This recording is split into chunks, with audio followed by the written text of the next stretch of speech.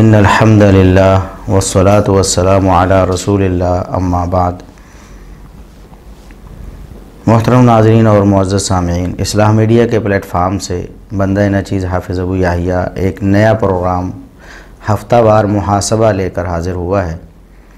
محاسبہ حساب کتاب کو کہتے ہیں، سوال جواب کو بھی کہتے ہیں، پوچھ گچھ کو بھی کہتے ہیں۔ تو اس محاسبہ پروگرام میں ہم کچھ لوگوں سے سوال کیا کریں گے کہ انہوں نے یہ بات کیوں کی ہے اور کس بنا پر کی ہے۔ بہت سے ایسے لوگ ہیں ابھی جو لوگوں کو الجھن میں مبتلا کر رہے ہیں، صحیح راستے سے ہٹا کر ان کو گمراہی کے راستے کی طرف لے جانے کی کوشش میں ہیں۔ تو ہم انشاءاللہ ان کا محاسبہ کرتے رہیں گے اور لوگوں پر ان کی حقیقت واضح کرتے رہیں گے انشاءاللہ۔ آج جن چند لوگوں کا ہم نے محاسبہ کرنا ہے ان میں سے سر فہرست مرزا انجینئر محمد علی صاحب ہیں، جو جہلم میں اپنا ایک نیٹ ورک چلا رہے ہیں۔ اکثر احباب ان سے واقف ہیں، اور وہ پہلے تو صرف چند ایک صحابہ کرام کے بارے میں ظاہر کرتے تھے کہ انہیں کوئی مسئلہ ہے، لیکن ہم شروع سے کہتے چلے آئے ہیں کہ وہ رافضیت کی طرف بڑھتے چلے جا رہے ہیں اور ایک دن کھل کر رافضیت کا پرچار کریں گے، اور وہ دن اب آ چکے ہیں۔ آج ہم انشاءاللہ آپ کو بتائیں گے کہ وہ کھل کر رافضیت کی باتیں کرنا شروع ہو گئے ہیں، اور ابو بکر و عمر عثمان رضی اللہ عنہم پر بھی کھل کر طعن و تشنیع کرنا شروع ہو گئے ہیں۔ اسی طرح آج کے ہمارے پروگرام میں شامل ہوں گے مولانا طارق جمیل صاحب بھی، کہ وہ کچھ ایسی روایات پیش کرتے رہتے ہیں جو من گھڑت، ضعیف اور منکر قسم کی ہوتی ہیں، اور ان کی وجہ سے روافض اہل سنت کے خلاف طوفان بدتمیزی کھڑا کرتے ہیں کہ دیکھیں جی یہ روایات اہل سنت کی کتابوں میں ہیں اور اہل سنت انہیں چھپاتے ہیں۔ اس پہ بھی انشاءاللہ بات کریں گے۔ اسی طرح اسحاق جہلوی صاحب پر بھی کچھ بات کریں گے، جو کہ مرزا محمد علی انجینئر صاحب کے گرو ہیں اور استاذ ہیں اس فیلڈ میں۔ صحابہ کرام سے بدتمیزی کرنا، ان کی گستاخی اور توہین کرنا مرزا صاحب نے انہی سے سیکھا ہے۔ اسی طرح شہریار رضا عابدی صاحب ایک رافضی ہیں، اپنے آپ کو شیعہ کہتے ہیں۔ انہوں نے بھی ایک طوفان بدتمیزی کھڑا کر رکھا ہے صحابہ کرام کے خلاف، اور کچھ ایسی روایات اور کچھ ایسی من گھڑت داستانیں لوگوں کے سامنے پیش کر کے وہ یہ ثابت کرنے کی کوشش کرتے ہیں کہ نعوذ باللہ صحابہ کرام جو ہیں یا ازواج مطہرات جو ہیں وہ کوئی اچھے لوگ نہیں تھے، برے تھے، بد کردار تھے، نعوذ باللہ۔ تو ان کی کچھ باتوں کا بھی آج ہم نوٹس لیں گے اور ان کا بھی محاسبہ کریں گے۔ تو شروع کرتے ہیں۔ شروع انجینئر محمد علی مرزا صاحب سے ہم کریں گے کہ انہوں نے بہت سارے جھوٹ بولے ہیں، اور اتنے جھوٹ بولے ہیں کہ ان جھوٹوں کی وجہ سے اب دشمنان اسلام بھی ان کا حوالہ پیش کرتے ہیں جب اسلام کے خلاف انہوں نے بات کرنا ہوتی ہے۔ سب سے پہلے تو ان کا ایک لیکچر تھا جو ایک رافضی ویب سائٹ پر اپلوڈ کیا گیا تھا، اور رافضیوں نے اس کو پروموٹ کیا ہوا تھا، اور کچھ ساتھیوں نے مجھے بھیجا تھا کہ اس کا آپ جائزہ لیں۔ تو اس سے ہم شروع کرتے ہیں، اور انشاءاللہ باقی ساری باتیں آہستہ آہستہ آپ کے سامنے آئیں گی۔ انجینئر محمد علی مرزا صاحب سیدنا عثمان رضی اللہ عنہ کے حوالے سے بھی بدظن اور بدگمان ہیں، اور صرف بدظن اور بدگمان ہی نہیں، بد زبان بھی ہیں۔ سیدنا عثمان بن عفان رضی اللہ عنہ جلیل القدر صحابی ہیں، اسلام کے تیسرے خلیفہ راشد ہیں، نبی کریم صلی اللہ علیہ وسلم کے بڑے پیارے اور بڑے محترم، آپ صلی اللہ علیہ وسلم کے دوہرے داماد ہیں۔ ان کے خلاف بھی ان کی بدزبانی بہت دفعہ ہم دنیا کے سامنے پیش کر چکے ہیں۔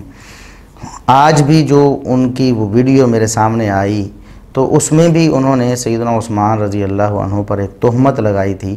کہ صحابہ کرام ان کے خلاف ہو گئے تھے، صحابہ کرام ان کے خلاف اٹھ کھڑے ہوئے تھے۔ چنانچہ مرزا صاحب سے سوال ہوا کہ کیا سیدنا عثمان رضی اللہ عنہ کے قاتلین میں صحابہ کرام بھی شامل تھے؟ تو جواب دیتے ہوئے انہوں نے کیا کہا وہ ہم آپ کو سناتے ہیں۔ پہلے میں آپ کو بتاتا ہوں کہ انہوں نے کیا کہا۔ وہ کہتے ہیں کہ آج کے دن جو قتل ہوتا ہے اس کا کوئی پتہ نہیں چلتا،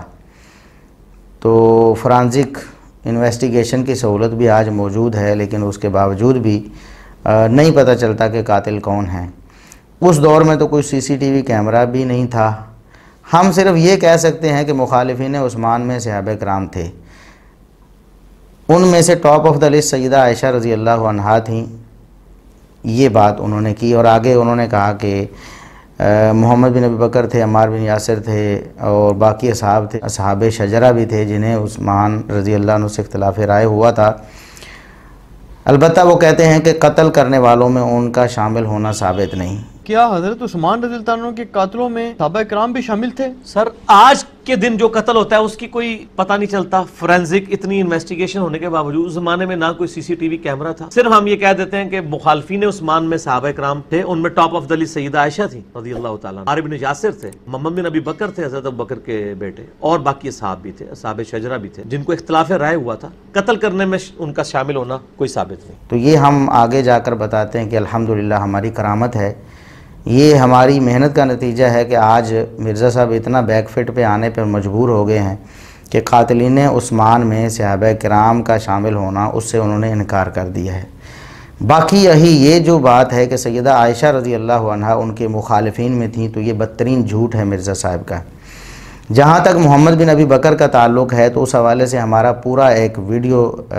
لیکچر ہے جو ریکارڈڈ ہے اور اپلوڈڈ ہے ہمارے یوٹیوب چینل پر،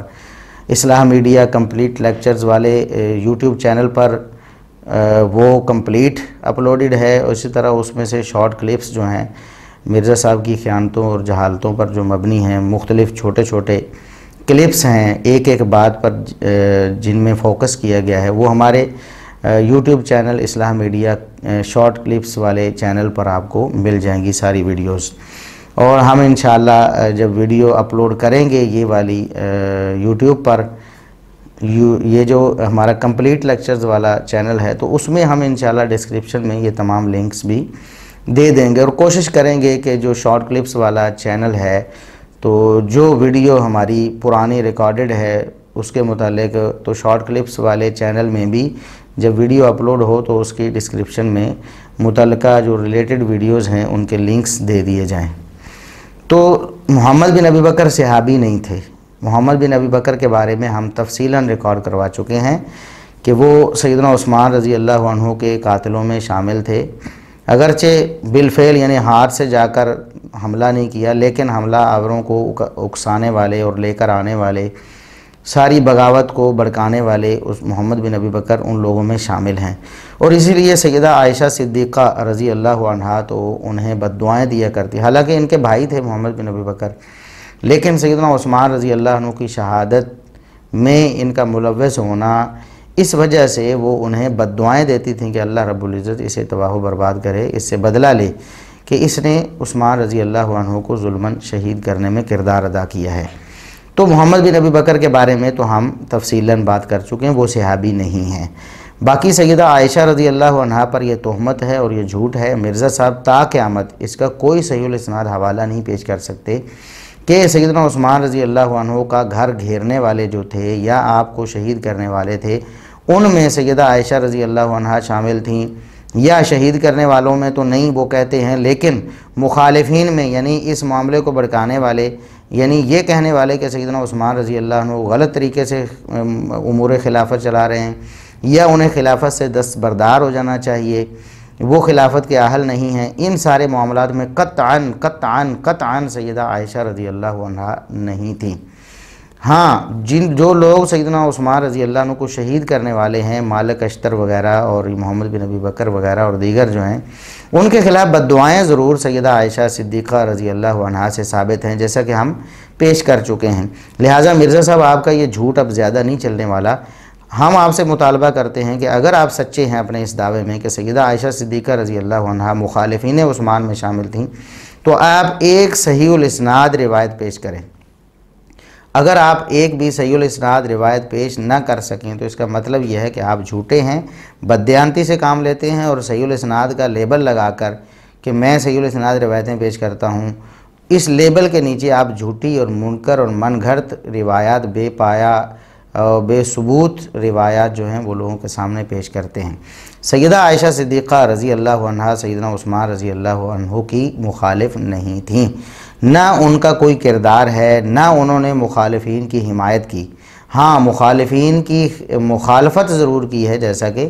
ہم اس حوالے سے پیش کر چکے ہیں کہ ان کو بد دعائیں دی ہیں۔ صحابہ کرام میں سے کوئی بھی شامل نہیں تھا، یہ الحمدللہ مرزا صاحب نے بھی مانا ہے۔ ہم یہ کہتے ہیں کہ قاتلین میں بھی نہیں اور مخالفین میں بھی نہیں۔ سیدنا عثمان رضی اللہ عنہ سے امور خلافت کے حوالے سے یا خلافت کے اہل نہ ہونے کے حوالے سے یا خلافت سے دستبردار ہونے کے مطالبے کے حوالے سے کسی بھی صحابی کا کوئی کردار نہیں ہے۔ اگر مرزا صاحب کے پاس ایسا کوئی ثبوت ہے، وہ کہتے ہیں اصحاب شجرہ بھی تھے، یعنی بیت رضوان والے بھی تھے، یہ کائنات کا بدترین جھوٹ ہے۔ مرزا صاحب ایک دلیل باسند صحیح آپ نے پیش کرنی ہے، آپ تا قیامت انشاءاللہ پیش نہیں کر سکیں گے، پھر آپ اس جھوٹ سے باز آ جائیں۔ اور جو لوگ بیچارے بھولے بھالے مرزا صاحب کے دامے تصویر میں پھنسے ہوئے ہیں، ہم انہیں بھی دعوت اصلاح دیتے ہیں اور انہیں کہتے ہیں کہ آپ اللہ رب العزت کا ڈر اور خوف اپنے اندر پیدا کریں۔ اگر آپ یہ سمجھتے ہیں کہ آپ علمی اور کتابی ہیں تو آپ کو چاہیے کہ دلائل پر مبنی جو گفتگو ہے اس کو ایکسیپٹ کریں، اور جو بے دلیل گفتگو ہے اس کو آپ رد کر دیں۔ اپنے مرزا صاحب کی جتنی باتیں بے دلیل ہم ثابت کر رہے ہیں، آپ ان سے دلیل کا مطالبہ کریں، اور وہ جواب نہیں دیں گے۔ آج تک انہوں نے کوئی جواب نہیں دیا اور انشاءاللہ تا قیامت دے بھی نہیں سکتے ہیں۔ وہ جواب نہیں دے رہے اور بے دلیل باتوں پر اڑے ہوئے ہیں تو آپ ان کو رد کریں اور ان کو مسترد کریں، یہی انصاف کا تقاضا ہے۔ اور اگر آپ ایسا نہیں کرتے تو اس کا مطلب ہے کہ آپ بے انصاف ہیں۔ اگلی بات جو مرزا صاحب نے کی ہے وہ یہ تھی کہ قاتلین عثمان میں صحابہ میں سے کوئی شامل نہیں ہے۔ یہ بات الحمدللہ ہماری برکت سے مرزا صاحب مان گئے ہیں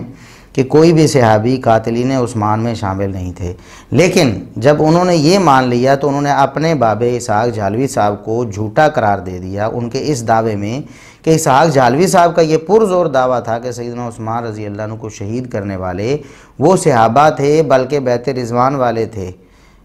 اور جن سے اللہ راضی ہو چکا تھا وہ صحابہ تھے۔ اب ہم ذرا مرزا صاحب کی ویڈیو بھی آپ کو دکھاتے ہیں دوبارہ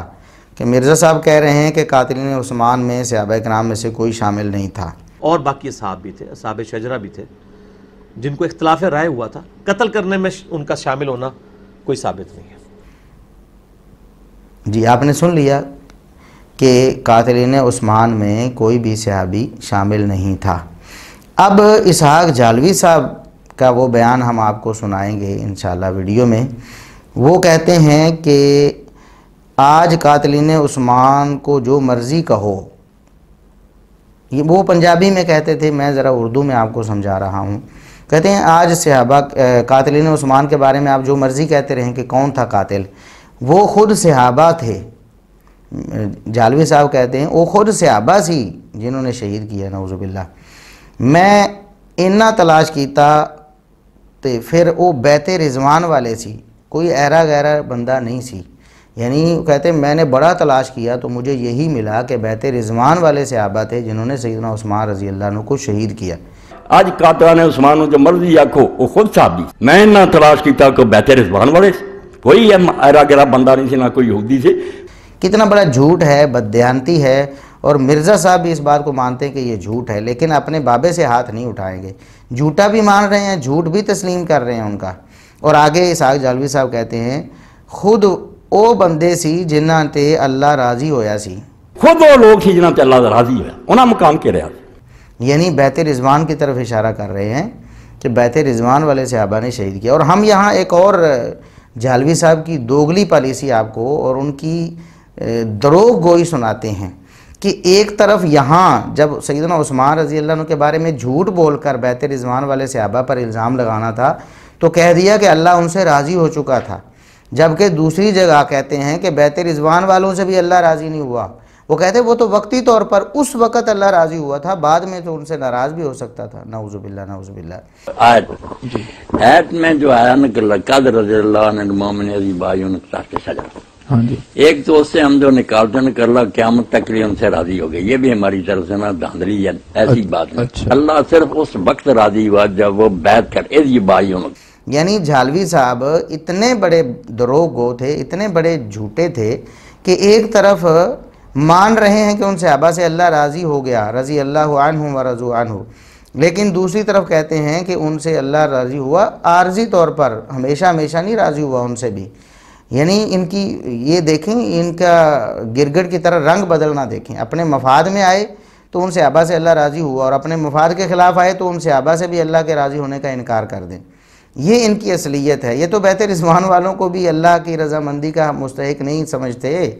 قرآن کریم کا بھی انکار کیے جا رہے ہیں رضی اللہ عنہ و رضوا عنہ، اور مرزا صاحب ان کو شیخ الاسلام کہتے ہیں۔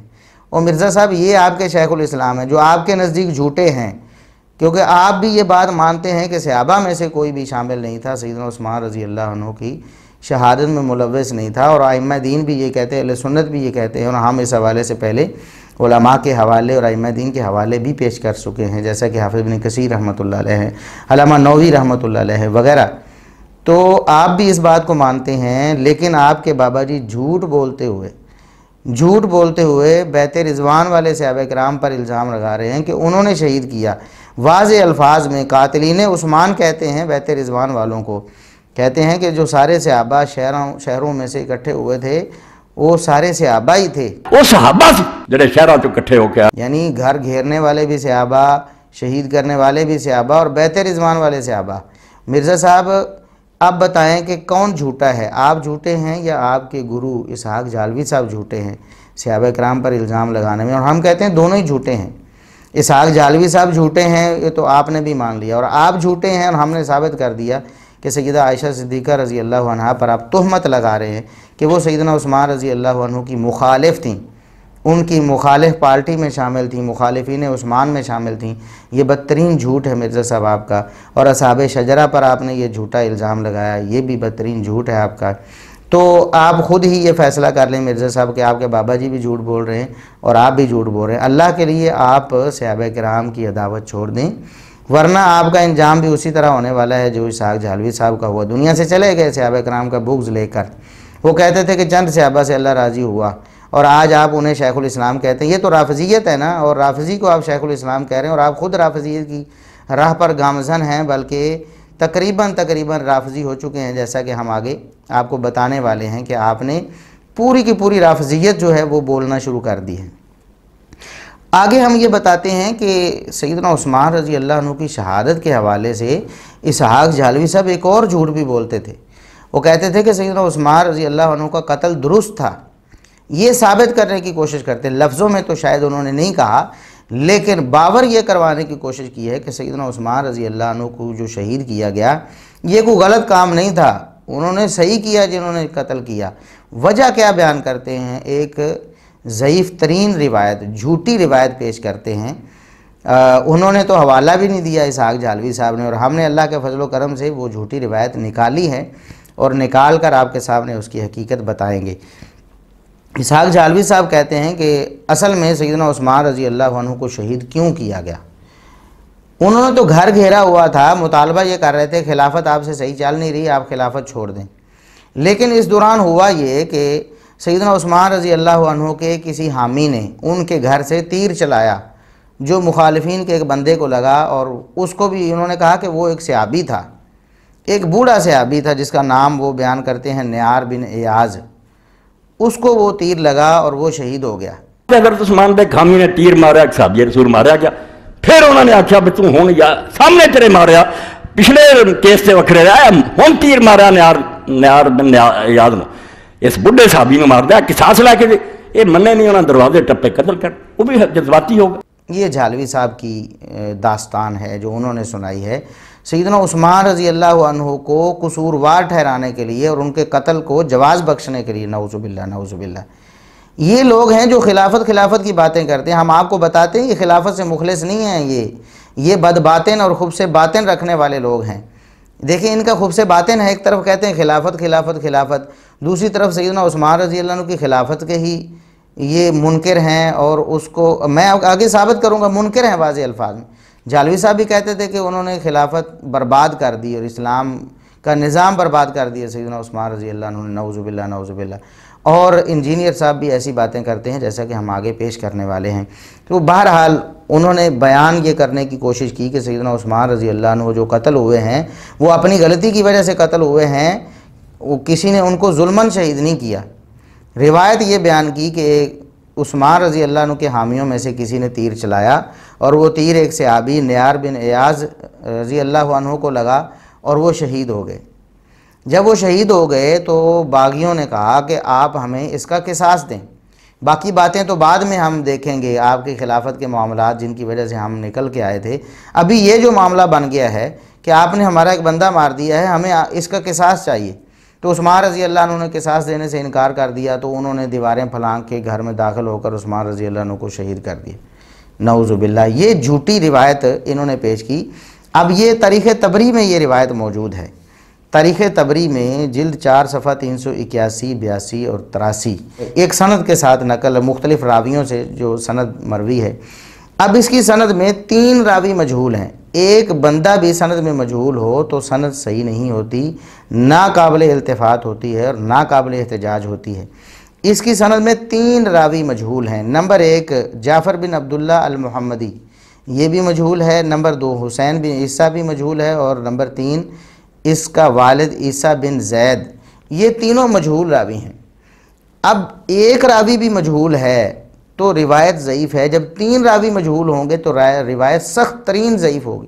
یہ جھوٹی روایت مرزا صاحب کے گرو نے اسحاق جھالوی صاحب نے پیش کر کے سیدنا عثمان رضی اللہ عنہ کو نعوذ باللہ بدنام کرنے کی کوشش کی کہ ان کا بندہ مار دیا اور قصاص دینے سے بھی انکار کر دیا۔ یہ جھوٹ ہے مرزا صاحب آپ کے شیخ الاسلام صاحب کا۔ آپ کے شیخ الاسلام صاحب نے یہ جھوٹ بولا، اس کی سند کہاں ہے؟ آپ پر لازم ہے کہ اگر آپ جھالوی صاحب کو شیخ الاسلام سمجھتے ہیں نا، حالانکہ وہ ختم نبوت کے بھی ڈاکو تھے، جیسا کہ ہم بیان کر چکے ہیں پہلے بھی، آگے بھی بات انشاءاللہ آئے گی، اور رافضیت واضح طور پر وہ بولتے تھے۔ صحابہ کرام چند صحابہ سے اللہ راضی ہوا رافضی بھی تھے، اس کے باوجود آپ نے ان کو شیخ الاسلام بنایا ہوا، اس لیے کہ آپ بھی رافضی ہیں۔ اب شیخ الاسلام صاحب یہ جھوٹ بول رہے ہیں سیدنا عثمان رضی اللہ عنہ کے قتل کو جسٹیفائی کرنے کے لیے۔ آپ کے پاس کیا دلیل ہے کہ یہ ان کی بات سچ ہے؟ اگر جھوٹ ہے تو آپ کو چاہیے کہ مانیں کہ آپ کے شیخ الاسلام صاحب نے جھوٹ بولا ہے، جھوٹی روایت پیش کر کے سیدنا عثمان رضی اللہ عنہ کو بدنام کرنے کی کوشش کی ہے۔ اور اگر آپ اس پر جواب نہیں دیتے تو اس کا مطلب یہ ہے کہ آپ کے حواریوں کو بھی سمجھ جانا چاہیے کہ آپ کے پاس کچھ نہیں ہے، آپ محض جھوٹ پہ ہی اپنے سارے معاملات کو لے کے چل رہے ہیں، اور آپ کے گرو اسحاق جھالوی صاحب بھی جھوٹ بولتے تھے۔ سیدنا عثمان رضی اللہ عنہ ظلماً شہید کیے گئے، اور اس کی گواہی نبی کریم صلی اللہ علیہ وسلم نے دی ہے۔ آپ صحیح بخاری کے بھی الفاظ، اور ہم یہ ساری چیزیں شہادت عثمان رضی اللہ عنہ والے ڈیٹیلڈ لیکچر میں ساری باتیں تفصیل کے ساتھ پیش کر چکے ہیں۔ آپ ہمارے یوٹیوب چینل پہ جو کمپلیٹ لیکچرز والا اصلاح میڈیا یوٹیوب چینل ہے، اس پہ آپ کو مکمل یہ مل جائے گی، اور شارٹ کلپس والے میں چھوٹے چھوٹے کلپس کی صورت میں سیدنا عثمان رضی اللہ عنہ کی شہادت کے حوالے سے نبی کریم صلی اللہ علیہ وسلم کی بشارتیں اور آپ صلی اللہ علیہ وسلم کی پیش گوئیاں وہاں موجود ہیں۔ ویسے تو آپ کو بڑا مرزا صاحب بھی کہتے ہیں نبی پاک صلی اللہ علیہ وسلم کی یہ پیش گوئی تھی، تو سیدنا عثمان رضی اللہ عنہ کی شہادت کے حوالے سے جو پیش گوئیاں تھیں، آپ صلی اللہ علیہ وسلم مسند احمد کی صحیح حدیث ہے، آپ صلی اللہ علیہ وسلم نے فرمایا عثمان آپ کو منافق یہ مطالبہ کریں گے آپ سے کہ آپ خلافت سے دستبردار ہو جائیں۔ آپ نے خلافت سے دستبردار نہیں ہونا، یہاں تک کہ شہادت کو قبول کر لینا ہے، شہید ہو جانا ہے،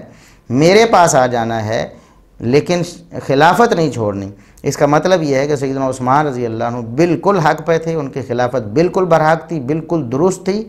16 آنے، کوئی اس میں غلطی اور کوئی اس میں کوتاہی نہیں تھی۔ ہاں، جن لوگوں نے کہا کہ خلافت کے اہل نہیں ہیں، خلافت چھوڑ دیں، وہ منافق ہیں۔ نبی کریم صلی اللہ علیہ وسلم کی زبانی وہ منافق تو تھے ہی، آج بھی ایسے منافق موجود ہیں جو سیدنا عثمان رضی اللہ عنہ کی خلافت پر طعن کرتے ہیں، اور یہ ثابت کرنے کی اور باور کروانے کی کوشش کرتے ہیں کہ سیدنا عثمان رضی اللہ عنہ خلافت کے اہل نہیں تھے، یا ان کی خلافت ہونی ہی نہیں چاہیے تھی، جیسا کہ آگے ہم بیان کرنے والے ہیں۔ مرزا جہلمی صاحب بھی انہی لوگوں میں سے ہیں جو کہتے ہیں کہ سیدنا عثمان رضی اللہ عنہ کو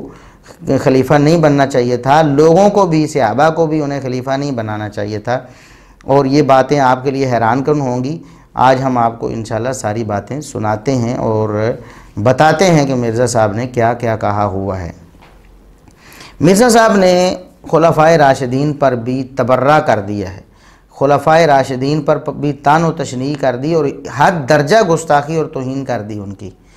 سیدنا ابوبکر، سیدنا عمر، سیدنا عثمان رضی اللہ عنہم، ان تینوں کی بھی، اور طلحہ و زبیر، عبد الرحمن بن عوف اور سعد بن ابی وقاص رضی اللہ عنہم، ان سب کی بھی توہین اور گستاخی کی ہے۔ ہم آگے یہ ساری چیزیں آپ کے سامنے ثابت کرنے والے ہیں۔ لہٰذا مرزا صاحب کے جو حواری ہیں، جو ان کے فینز ہیں، جو ان کے فالورز ہیں، ان کو اللہ کے لیے تھوڑا سا سوچنا چاہیے۔ اگر وہ آپ کو اپنے آپ کو سنی ابھی تک سمجھتے ہیں تو اس کا مطلب ہے کہ ان کے اندر تھوڑی سی غیرت موجود ہے۔ صحابہ کرام کے حوالے سے تھوڑا سا غور کریں کہ یہ ساری بد تہذیبی ہے، بدتمیزی ہے، گستاخی اور توہین ہے صحابہ کرام کی، یہ کیسے برداشت کر رہے ہیں؟ بہت سے ایسے لوگ ہیں اللہ کے فضل و کرم سے جنہیں ہماری وجہ سے اللہ نے ہدایت بخشی ہے، ہمارے کلپس کی وجہ سے روز بروز بہت سے لوگ، بے شمار لوگ ایسے ہیں جو ہدایت پا چکے ہیں۔ وہ بتاتے ہیں کہ واقعی ہمیں یہ باتیں کھٹکتی تھی لیکن اندھی تقلید ہم کر رہے تھے، تو اب اللہ نے ہدایت دی ہے تو ہم یہ اس بات کا اعلان کرتے ہیں کہ واقعی مرزا جیلمی صاحب نے ہمارے دلوں میں صحابہ کرام کی دشمنی کوٹ کوٹ کر بھر دی تھی۔ تو یہ بدتمیزی بھی کرتے ہیں صحابہ کرام سے، گستاخی اور توہین بھی کرتے ہیں۔ اب یہ دیکھیں، سوال ہوا مرزا صاحب سے کہ کیا کسی بھی انصاری صحابی کو خلافت راشدہ میں کوئی بڑا عہدہ ملا تھا؟ سوال ہوا، جواب دیتے ہیں مرزا صاحب،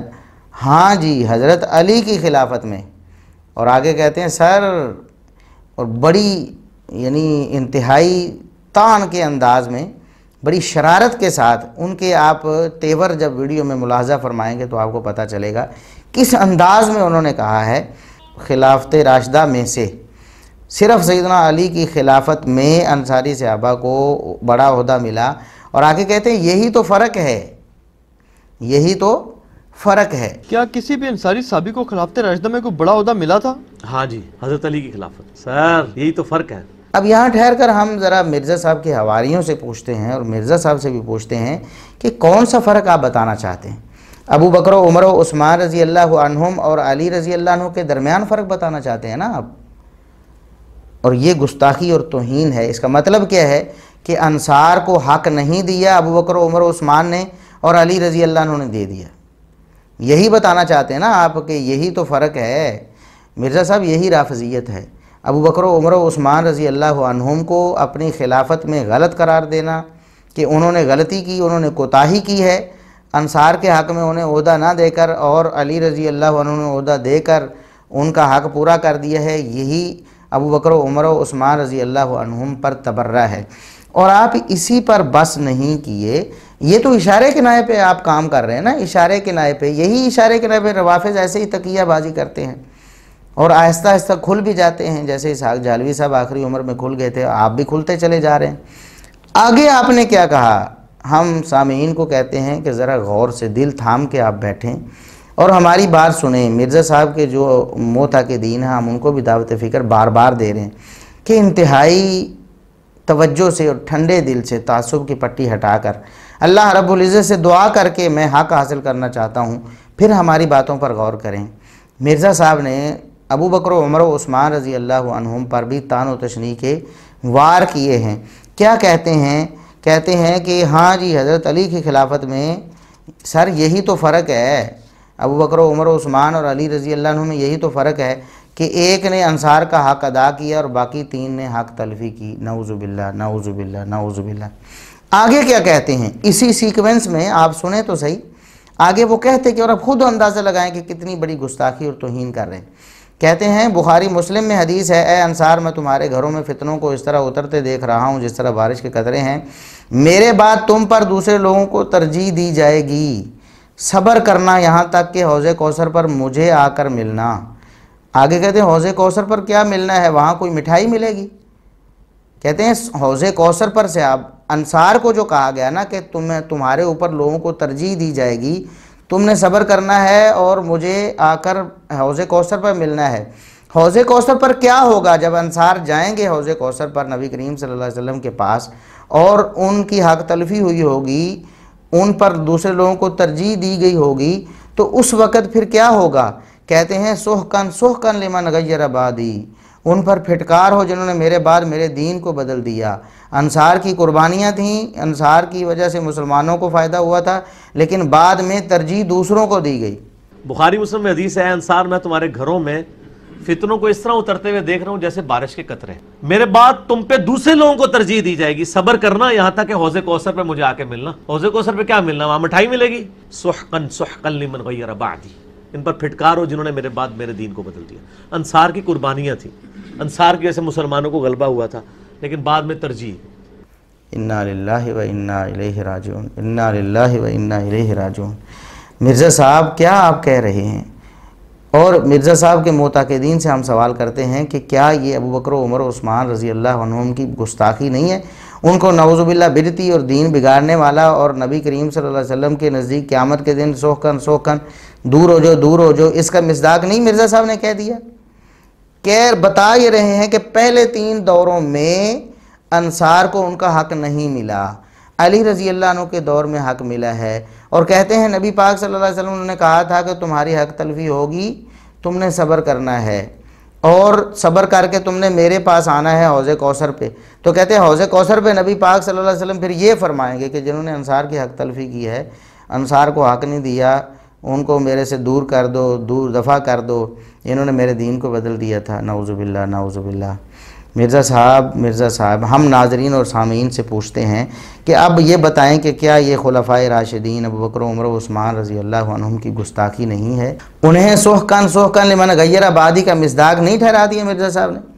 साफ़ तौर पर कह रहे हैं कि अली रज़ी अल्लाह अन्हु से पहले किसी ने अंसार को ओहदा नहीं दिया और बाद में इस ओहदा ना देने को हक़ तलफ़ी कहकर नबी पाक सल्लल्लाहु अलैहि वसल्लम की इस हदीस का मिज़दाक करार दे रहे हैं कि सोहकन लिमन गय्यर आबादी। इसके बाद आप क्या सुनना चाहते हैं? हाँ, मिर्ज़ा साहब इससे बढ़कर और भी बातें करेंगे, अभी आइंदा दिनों में करने वाले हैं। वो राफ़ज़ियत उनकी खुलकर बाहर आ रही है, वो सारा कुछ यानी वाज़े तौर पर बोलेंगे भी, वो ज़ुबान से सारा कुछ लोगों को बताएंगे भी, अपनी राफ़ज़ियत भी खोलेंगे, लेकिन आहिस्ता आहिस्ता अब देखें जहाँ तक आज पहुँच चुके हैं, कुछ दिन पहले तक तो नहीं थे वहाँ तक। अब देख लें कि वो सैयदना अबू बकर उमर उस्मान रज़ी अल्लाह अन्हुम को भी मुजरम गर्दान रहे हैं अंसार सहाबा के बारे में। और हम यहाँ अपने सुन्नी मुसलमानों को भी ज़रा ये बताते हैं कि कहीं वो ये ना समझ लें कि वाकई अबू बकर उमर उस्मान रज़ी अल्लाह अन्हुम ने कोई हक़ तलफ़ी की थी अंसार की। देखें, अंसार को ओहदा ना देना, अंसार को ओहदे से पीछे कर देना या मालो दौलत में जहाँ लोगों का हक़ बनता हो अंसार को पीछे कर देना और दूसरे लोगों को आगे कर देना, ये उनकी हक़ तलफ़ी नहीं है, ये कोताही नहीं है। ख़ुद नबी पाक सल्लल्लाहु अलैहि वसल्लम ने क्या अंसार के हक़ में कोताही की थी? अब सही बुखारी की 4331 नंबर हदीस पढ़ के देखें। नबी करीम सल्लल्लाहु अलैहि वसल्लम के पास माल आया और आपने मुहाजिरीन में माल जो है तकसीम करना शुरू कर दिया और उन लोगों पर भी जो फ़तह मक्का के मौके पर मुसलमान हुए थे उन्हें भी माल देना शुरू कर दिया। अंसार को माल नहीं दिया। उस पर अंसार के कुछ लोगों ने ये एतराज़ किया, बोल के कह दिया, आपस में बात कर दी कि नबी करीम सल्लल्लाहु अलैहि वसल्लम ने ये सही नहीं किया है कि हमारी तलवारें अभी तक इनके खून से रंगीन हैं, यानी हम इनसे कल तक लड़ते रहे हैं इस्लाम की खातिर, आज ये लोग मुसलमान हुए हैं तो इन्हें तरजीह देनी शुरू कर दी है नबी पाक सल्लल्लाहु अलैहि वसल्लम ने और हमें महरूम कर दिया है। हमारा हक़ ज़्यादा बनता था कि हमें ज़्यादा माल पहले दिया जाए। जब नबी पाक सल्लल्लाहु अलैहि वसल्लम को ये बात पहुंची तो आप सल्लल्लाहु अलैहि वसल्लम बहुत गुस्से में आए। आपने अंसार को जमा किया और सिर्फ़ अंसार को, कोई और सहाबी उधर नहीं आने दिया। अंसार को जमा करके फरमाया कि तुमने आज ये कह दिया है मेरे बारे में, तुमने आज तुम और भी कुछ कह दो, मुझे ये भी कह दो कि मैं तुम्हारे पास कंगाल आया था तो तुमने मुझे मालो दौलत दे दिया था, ये भी तुम ताना मार लो मुझे, और भी कोई ताना है तो वो भी तुम मुझे मार लो, क्यों तुमने ऐसी बात कर दी? तो फिर अंसार के जो बुज़ुर्ग सहाबा थे उन्होंने नबी पाक सल्लल्लाहु अलैहि वसल्लम से माजरत की, फरमाया कि हमारे चंद नौजवान लड़के जो थे उन्होंने ऐसी बातें कर दी हैं, हम अल्लाह के फजल व करम से ऐसा कोई हमारे दिल में मलाल नहीं है, आपका जो फ़ैसला है हमारी सर आँखों पर हम उसे तस्लीम करते हैं। फिर नबी करीम सल्लल्लाहु अलैहि वसल्लम ठंडे हुए, आपका गुस्सा काफूर हुआ। तो ऐसा हुआ नबी करीम सल्लल्लाहु अलैहि वसल्लम के दौर में भी आप सल्लल्लाहु अलैहि वसल्लम ने माल देने में अंसार को पीछे कर दिया और दूसरे लोगों को आगे कर दिया। तो अंसार के बाज़ नौजवानों के ज़हनों में यही बात आई कि हमारी हक़ तलफ़ी हुई, हालांकि यह हक़ तलफ़ी नहीं थी। तो नबी करीम सल्लल्लाहु अलैहि वसल्लम का ये अमल भी तो खुलफ़ाए राशिदीन के सामने था। खुलफ़ाए राशिदीन नबी पाक सल्लल्लाहु अलैहि वसल्लम की सीरत पर एक एक कदम फूंक फूंक कर रखते थे, आप सल्लल्लाहु अलैहि वसल्लम की सीरत के ख़िलाफ़ नहीं करते थे। तो उन्होंने भी जो बेहतर और मुनासिब समझा वो किया। अगर बिलफ़र्ज़ ये मान लिया जाए किसी अंसारी सहाबी को कोई भी ओहदा नहीं दिया गया अबू बकर उमर उस्मान रज़ी अल्लाह अन्हुम के दौर में, तो ये कोई काबिल तान बात नहीं है। उन्होंने यही बेहतर समझा, जिस तरह नबी पाक सल्लल्लाहु अलैहि वसल्लम ने बेहतर समझा कि अंसार के बजाय दूसरे लोगों को माल दिया जाए। تو خلفائے راشدین نے بھی یہ سمجھا کہ انصار کے علاوہ دوسرے لوگوں کو عہدے دے دیے جائیں، تو اس میں کون سا مسئلہ ہے؟ اس میں انصار کی کوئی حق تلفی نہیں۔ اور جس بات کی آپ کہہ رہے ہیں کہ نبی پاک صلی اللہ علیہ وسلم نے فرمایا کہ تمہارے اوپر دوسرے لوگوں کو ترجیح دی جائے گی تو تم نے صبر کرنا ہے، اگر اس سے مراد ابو بکر و عمر و عثمان رضی اللہ عنہم کی طرف سے ترجیح دینا ہے تو پھر یہ کوئی قابل قدغن بات ہے ہی نہیں ہے، ورنہ نبی کریم صلی اللہ علیہ وسلم پر بھی یہی اعتراض آئے گا کہ آپ نے خود انصار کی حق تلفی کر دی، نعوذ باللہ۔ اور اگر انصار پر کوئی ظلم و ستم کی بات ہے تو پھر یہ خلفائے راشدین میں سے کسی سے ایسا کچھ ثابت نہیں ہے، خلفائے راشدین میں سے کسی سے ایسا کچھ ثابت نہیں ہے کہ انہوں نے انصار پر کوئی ظلم و ستم کیا ہو۔ اور ہم یہ بتاتے ہیں کہ سیدنا عمر فاروق رضی اللہ عنہ وہ تو انصار کے بارے میں بہت ہی حساس تھے، وہ تو شہید ہو رہے ہیں، اس تکلیف کے عالم میں بھی وصیت فرما رہے ہیں کہ انصار کے بارے میں تمہیں وصیت کر کے جا رہا ہوں۔ یہ صحیح بخاری کی 1392 نمبر حدیث ہے، میں اپنے بعد آنے والے خلیفہ کو مہاجرین اولین انصار کے بارے میں بھی اسے اچھی وصیت کرتا ہوں، خیر کی وصیت کرتا ہوں کہ انصار سے خیر کا معاملہ کرنا ہے۔ جن لوگوں نے گھروں میں اپنے جگہ دی تھی مسلمانوں کو اور ایمان انہوں نے اپنے دلوں میں اس کو جاگزین کیا تھا کہ ان کے جو اچھے لوگ ہیں احسان کرنے والے، ان سے ان کا احسان قبول کر لے خلیفہ، اور ان کے جو گناہ گار ہوں ان میں سے جو برا عمل کریں ان سے وہ درگزر کر دے۔ عمر رضی اللہ عنہ تو فوت ہوتے وقت، شہید ہوتے وقت بھی انصار کے بارے میں وصیتیں کر کے جا رہے ہیں اپنے بعد والے خلیفہ کو، تو آپ خود یہ الزام عمر رضی اللہ عنہ پر لگائے جا رہے ہیں کہ انہوں نے انصار کے ساتھ حق تلفی کر دی، کتنا بڑا ظلم کر رہے ہیں۔ اور اگر عمر رضی اللہ عنہ نے نعوذ باللہ کوئی حق تلفی کی ہوتی تو کوئی اٹھ کر کہہ دیتا کہ آج آپ وصیتیں کر رہے ہیں، خود آپ نے انصار کے حق میں کوتاہی کی ہوئی ہے، انصار کی حق تلفی کی ہوئی ہے، نعوذ باللہ نعوذ باللہ۔ تو یہ دیکھیں ابو بکر و عمر و عثمان رضی اللہ عنہ کو بھی معاف نہیں کر رہے ہیں، ان کے خلاف بھی طوفان بدتمیزی کھڑا کر رہے ہیں اور رافضیوں کو کمک پہنچا رہے ہیں، نعوذ باللہ۔ وہ رافضی بھی کہیں گے کہ دیکھو آپ کی کتابوں میں یہ لکھا ہوا ہے، دیکھو آپ کا بندہ یہ کہہ رہا ہے، یہ ہمارا بندہ تو ہے ہی نہیں، یہ تو رافضیوں کے ایجنٹ ہے نا مرزا صاحب۔ اہل سنت سے تو ان کا کوئی تعلق نہیں ہے۔ ہم اللہ کے فضل و کرم سے 50 ایسے ان کے انحرافات وہ ہم لکھ کے لوگوں کے سامنے پیش کر چکے ہیں کہ جو رافضیت پر یا قادیانیت نوازی پر یا غامدیت پر مشتمل ہے، اہل سنت سے ان کا کوئی تعلق نہیں ہے۔ اور انشاءاللہ ایک ویڈیو بھی ہم جلدی ریلیز کرنے والے ہیں جس میں ان کے سارے وہ عقائد، ان کے ریفرنس بھی ہم ان کی ویڈیو سے انشاءاللہ دیں گے تاکہ لوگوں کو پتہ چلے کہ واقعی یہ مرزا صاحب کے اپنے نظریات ہیں، اور مرزا صاحب ان نظریات کو لوگوں میں پھیلاتے بھی ہیں اور کسی نظریے کا انہوں نے ابھی تک انکار بھی نہیں کیا ہے۔ تو سیدنا عمر رضی اللہ عنہ تو انصار کے بارے میں لوگوں کو وصیت کر کے جا رہے ہیں بعد والوں کو، تو کیسے ہو سکتا ہے کہ خود انہوں نے انصار کے حق میں کوتاہی کی ہو؟ قطعاً حاشا وکلا، انصار کے بارے میں خلفائے راشدین میں سے کسی نے بھی کوئی کوتاہی نہیں کی انصار کے حق میں۔ یہ بالکل جھوٹا پراپیگنڈا ہے مرزا صاحب کی، یہ رافضیت ہے جو ابل کر باہر آ رہی ہے۔ اور اس سے بڑھ کر رافضیت میں آپ کو بتاؤں، مرزا صاحب بالکل اب کھلے ننگے چٹے رافضی ہو رہے ہیں، یہاں تک انہوں نے کہہ دیا حقیقی اسلامی طریقہ کار جو ہے خلافت کا، اس کے مطابق صرف سیدنا علی رضی اللہ عنہ کی خلافت تھی۔ اب آپ بتائیں کہ ان کے رافضی ہونے میں کوئی شبہ ہے کسی مسلمان کو؟ کسی سنی مسلمان کو تو نہیں ہو سکتا۔ الفاظ کیا ہیں ان کے؟ کہتے ہیں کہ حقیقی ٹرو اسلامک ڈیموکریسی، یعنی حقیقی اسلامی طریقے سے جو خلافت قائم ہوئی ہے وہ صرف سیدنا علی رضی اللہ عنہ کی پہلی خلافت جو پوری ٹرو اسلامک ڈیموکریسی کے ساتھ اسٹیبلش ہوئی ہے نا اوپن مجمع میں، وہ حضرت علی کی خلافت ہے،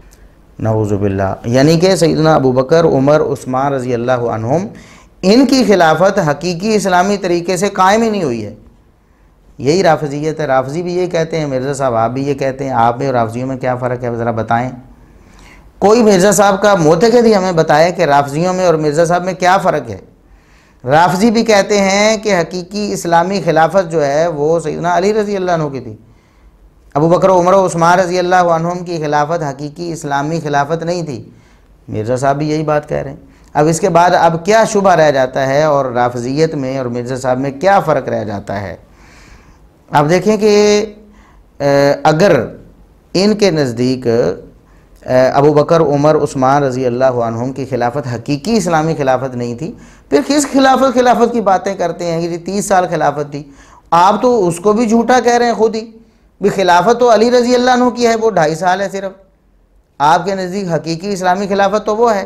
پہلے جو دور ہیں وہ حقیقی اسلامی خلافت کے ہیں ہی نہیں، پھر آپ 30 سال خلافت کے کیسے قائل ہوئے؟ اور پھر آپ خلافت کے نعرے مارتے ہیں، نرا جھوٹ ہے، کوئی خلافت نہیں مانتے آپ تو ابو بکر عمر عثمان رضی اللہ عنہ کی خلافت کو حقیقی اسلامی خلافت نہیں مانتے، پھر آپ کس خلافت کے نعرے مارتے ہیں؟ پھر لوگوں کو خلافت و ملوکیت میں ایسے الجھا کر جھوٹ بول کر کیا فائدہ ہے؟ اب ننگے چٹے طور پر آپ رافضی ہو رہے ہیں،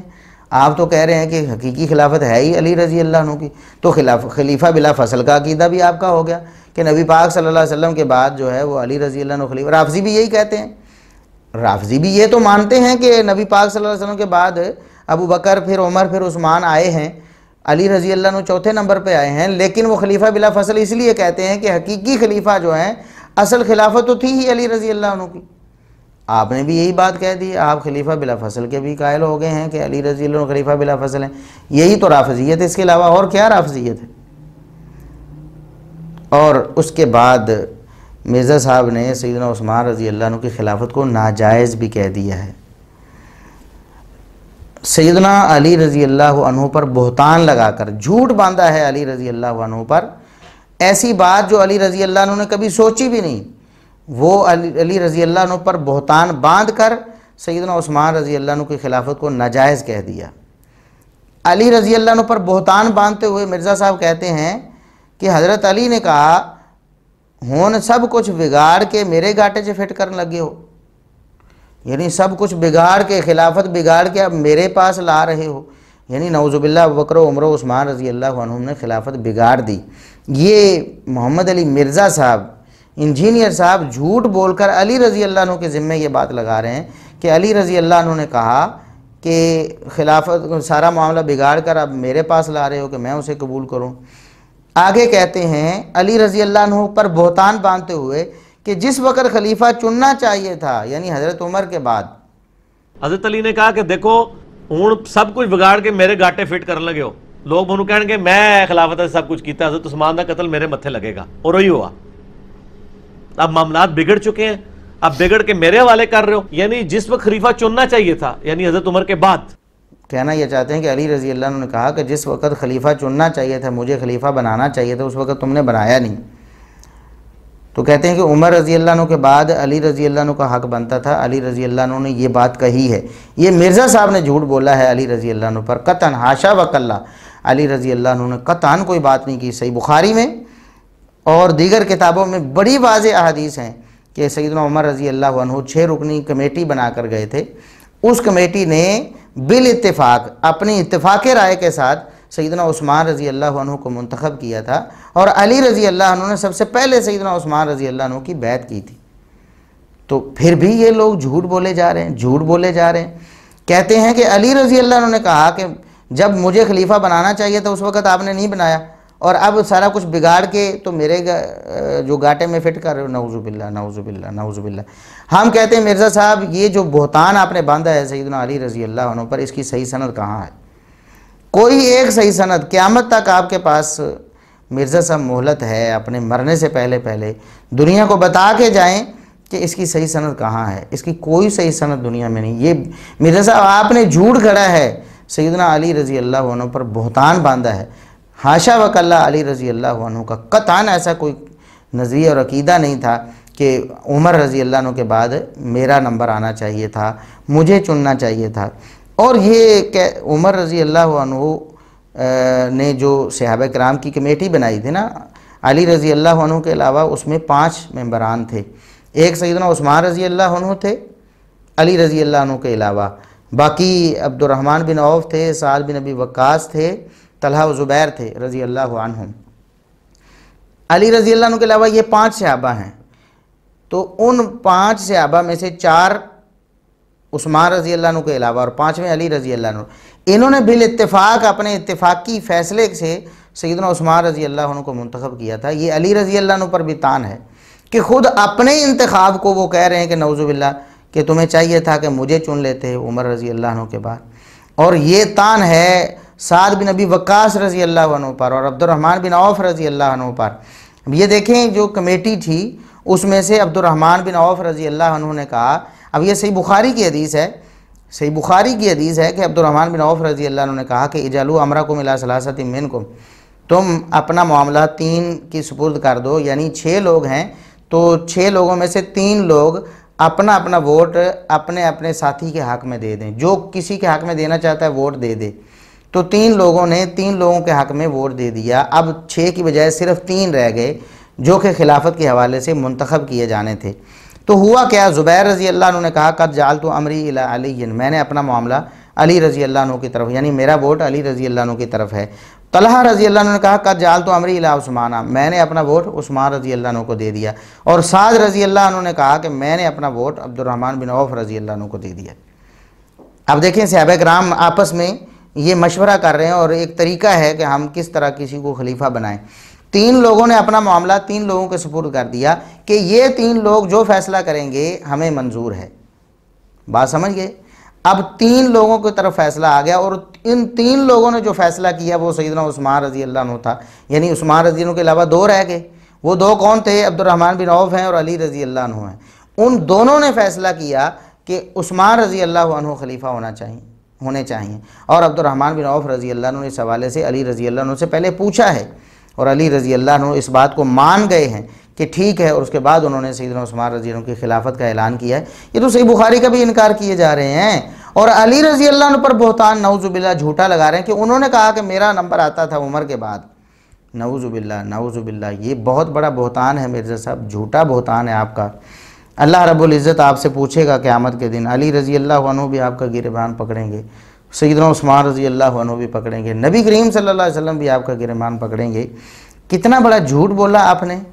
نبی پاک صلی اللہ علیہ وسلم کے پاک باز صحابہ کرام پر، آپ نے ایک تہمت لگا دی۔ اچھا، اب ہم آپ سے یہ پوچھتے ہیں کہ آپ کو تو سیدنا ابوبکر و عمر پر بھی اعتراض ہے، آپ نے کہا کہ انہوں نے جو انصار صحابہ تھے ان کو حق نہیں دیا، دوسرے لوگوں کو ترجیح دی، اور نبی کریم صلی اللہ علیہ وسلم بتا کر گئے تھے، اور آپ قیامت کے دن فرمائیں گے سوکن لمن غیر آبادی۔ آپ کو تو ابوبکر و عمر پر بھی اعتراض ہے، تو لہٰذا آپ یہ کہنا کتنی بڑی بے تکی ہے کہ عمر رضی اللہ عنہ کے بعد علی رضی اللہ عنہ کو بننا چاہیے تھا۔ آپ سیدھی رافضیت بتائیں نا لوگوں کو کہ نبی پاک صلی اللہ علیہ وسلم کے بعد حق ہی علی رضی اللہ عنہ کو تھا اور خلیفہ تھے ہی برحق وہی، اور آپ اس بات کا اعلان تو کر ہی چکے ہیں کہ روحانی طور پر علی رضی اللہ عنہ پہلے خلیفہ تھے اور سیاسی طور پر ابوبکر رضی اللہ عنہ۔ نعوذ باللہ، یہی رافضیوں کا عقیدہ ہے کہ حکومت جو ہے نا وہ ابوبکر رضی اللہ عنہ نے اور عمر رضی اللہ عنہ نے اور عثمان رضی اللہ عنہ نے قبضے میں لی ہوئی تھی اور علی رضی اللہ عنہ کا حق بنتا تھا۔ تو آپ نے بھی وہی بات کہہ دی کہ روحانی طور پر وہ پہلے خلیفہ ہیں، بات تو وہی ہوگی۔ جب آپ ابوبکر و عمر رضی اللہ عنہما اور سیدنا عثمان رضی اللہ عنہ سے بھی نالاں ہیں، تینوں سے نالاں ہیں کہ انہوں نے انصار کی حق تلفی کی ہے، تو پھر آپ کو کیا ہے کہ وہ عمر کے بعد خلیفہ بنے یا عثمان کے بعد بنے؟ پھر اس سے کیا فرق پڑتا ہے مرزا صاحب؟ تو یہ ہم نے سیدنا عثمان رضی اللہ عنہ کی شہادت پر جو پورا تفصیلی لیکچر جو دیا ہوا ہے اس میں ہم نے یہ بتایا ہے کہ نبی کریم صلی اللہ علیہ وسلم نے سیدنا عثمان رضی اللہ عنہ کی خلافت کی بھی بشارت دی ہوئی اور پیش گوئی کی ہوئی ہے کہ عثمان اللہ رب العزت آپ کو خلافت دے گا، آپ نے خلافت نہیں چھوڑنی منافقین کے کہنے پہ، جس خلافت کو نبی کریم صلی اللہ علیہ وسلم نے خود ثابت کیا ہے، جس خلافت کو نبی کریم صلی اللہ علیہ وسلم نے خود ثابت کیا ہے اور جس کی بشارت دی نبی کریم صلی اللہ علیہ وسلم نے، آپ اس کے بارے میں کہہ رہے ہیں کہ عمر رضی اللہ عنہ کے بعد علی رضی اللہ عنہ کا نمبر آ جانا چاہیے تھا، اور یہ ان سب صحابہ پر تان ہے، عشرہ مبشرہ پر بھی، جنہوں نے سیدنا عثمان رضی اللہ عنہ کو سلیکٹ کیا تھا، اور یہ سیدنا علی رضی اللہ عنہ پر خود بھی تان ہے۔ اور یہاں تو آپ نے حد ہی کر دی ہے مرزا صاحب، آپ نے جو کہا کہ یہ جو عثمان رضی اللہ عنہ کے بعد علی رضی اللہ عنہ جو ہیں ان سے پہلے آنے چاہیے تھے، یہ آپ نے بات پہلے بھی کہی ہوئی ہے، اور آپ نے کہا کہ کافر بھی یہی کہتے ہیں، کافر بھی یہ کہتے ہیں کہ عمر کے بعد علی آ جاتے تو ایک اور عمر مل جاتا۔ تو یہ تو کافر کہتے ہیں کہ حضرت عمر کے بعد اگر حضرت علی کو خلیفہ چنا جاتا ہے ایک عمر اور اسلام کو مل جاتا۔ مرزا صاحب آپ کافروں کو مانتے ہیں، آپ کافروں کی بات کو ترجیح دے رہے ہیں کہ جو کہتے ہیں کہ عمر کے بعد علی کو آ جانا چاہیے تھا، نبی کریم صلی اللہ علیہ وسلم کی بات کو آپ ریجیکٹ کر رہے ہیں جنہوں نے فرمایا کہ عثمان اللہ نے آپ کو خلافت دینی ہے، اور آپ نے اس خلافت کو نہیں چھوڑنا ہے منافقوں کے کہنے پہ،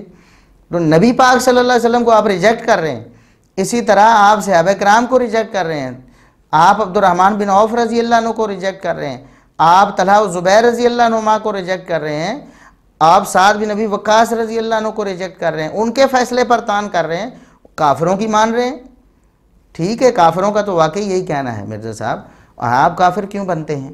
آپ صحابہ کرام کے موقف کے حامی کیوں نہیں ہو جاتے کہ ان کا موقف یہ تھا کہ عمر رضی اللہ عنہ کے بعد خلافت کے اہل جو ہیں وہ سیدنا عثمان رضی اللہ عنہ، اور آپ نے اس حوالے سے علی رضی اللہ عنہ پر بھی جھوٹ بول دیا۔ اب اللہ رب العزت جو ہیں وہی آپ سے سوال کریں گے۔ آپ نے طلحہ و زبیر رضی اللہ عنہما پر بھی بڑی تان کی ہے، مرزا صاحب نے طلحہ و زبیر رضی اللہ عنہما کا نام لے کر ان پر تان کی، اور انہیں نعوذ باللہ علی رضی اللہ عنہ کا دشمن باور کروایا، یا عہد شکن باور کروایا، یا بیعت توڑنے والا انہیں باور کروایا۔ کہتے ہیں کہ ان کی رافضیت اب مرزا صاحب کی چھپائے نہیں چھپ رہی، پوری کوشش تو کر رہے تھے کہ میری رافضیت چھپی رہے، لیکن اب وہ ابل کر باہر آ رہی ہے۔ اب ذرا طلحہ و زبیر رضی اللہ عنہما کے بارے میں مرزا صاحب کے کمنٹس کیا ہیں وہ ذرا دیکھیں۔ کہتے ہیں کہ پھر حضرت علی نے کہا میں اوپن مجمع میں بیعت کرواؤں گا مسجد نبوی میں، جس نے اختلاف کرنا ہے ابھی کر لو میرے ساتھ، بعد میں نہیں۔ علی رضی اللہ عنہ نے کہا جس نے اختلاف کرنا ابھی کر لو، بعد میں نہیں کرنا۔ آپ دیکھ لیں مرزا صاحب آپ کیا کہتے ہیں طلحہ و زبیر رضی اللہ عنہما پر تان کرتے ہوئے، کہتے ہیں آپ دیکھ لیں وہاں پہ بیعت بھی کر رہے ہیں اور بعد میں جنگ جمل کے لیے لشکر بھی تیار کر کے لے آئے ہیں۔ پھر حضرت علی نے کہا میں اوپن مجمع میں بیعت کرواؤں گا مسجد نبی میں، ان کا جس نے اختلاف کرنا ہے ابھی کر لو میرے ساتھ، بعد میں نہیں۔ آپ دیکھ لیں وہاں پہ بیعت بھی کر رہے ہیں اور بعد میں پورا وہ جنگ جمل کے لیے لشکر بھی تیار کر کے لے آئے ہیں۔ نعوذ باللہ نعوذ باللہ، یعنی کہنا یہ چاہتے ہیں کہ طلحہ و زبیر رضی اللہ عنہما نے بیعت بھی کر لی اور پھر وعدہ خلافی یا نعوذ باللہ منافقت کرتے ہوئے دوسری طرف لشکر بھی تیار کیے علی رضی اللہ عنہ کے خلاف۔ نعوذ باللہ نعوذ باللہ نعوذ باللہ۔ آپ کیا پیغام دینا چاہتے ہیں؟ شیعوں کو تو آپ خوش کر ہی رہے ہیں نا، سنیوں کو بھی یہ پیغام دے رہے ہیں کہ صحابہ کرام نعوذ باللہ عشرہ مبشرہ بھی، طلحہ و زبیر رضی اللہ عنہما بھی، وہ بھی علی رضی اللہ عنہ سے جان بوجھ کے دشمنی کر رہے تھے، ادھر سے بیعت کر رہے ہیں اور ادھر ان کے خلاف لشکر تیار کریں۔ نعوذ باللہ نعوذ باللہ۔ دیکھیں علی رضی اللہ عنہ نے یہ کہاں کہا کہ جس نے کوئی بات کرنی ہے میرے ساتھ آ کے کھلے طور پر کر لے، بعد میں نہ کرے۔ پہلی بات تو یہ ہے کہ اس کی صحیح سند مرزا صاحب آپ نے پیش کرنی، اور اگر یہ صحیح ثابت ہو جاتا ہے کہ علی رضی اللہ عنہ نے ایسا کہا تھا تو یہ اعتراض اس وقت بنتا ہی نہیں تھا۔ دیکھیں یہ تو خلیفہ سے مطالبہ ہے کہ آپ قاتلین عثمان کو قتل کریں، قاتلین عثمان سے قصاص لے کر انہیں قتل کریں، یہ جو مطالبہ تھا یہ خلیفہ سے ہونا تھا نا۔ جب علی رضی اللہ عنہ خلیفہ بنے ہی نہیں تھے تو یہ مطالبہ کیوں کیا جاتا؟ ظاہر ہے جب بیعت ہونی تھی اس کے بعد ہی علی رضی اللہ عنہ نے خلیفہ بننا تھا اور اس کے بعد ہی ان سے مطالبہ ہونا تھا، لہٰذا انہوں نے بیعت کر لی، اور بیعت کرنے کے بعد انہوں نے کہا کہ آپ خلیفہ بن گئے ہیں، لہٰذا اب قاتلین عثمان کو کیفر کردار تک پہنچائیں۔ اب انہیں اس بات کا پتہ نہیں تھا کہ علی رضی اللہ عنہ تاخیر کا کہیں گے، ان کے ذہن میں کوئی مسئلہ تو ہوگی، اس بات کا طلحہ و زبیر رضی اللہ عنہما کو تو نہیں پتہ تھا۔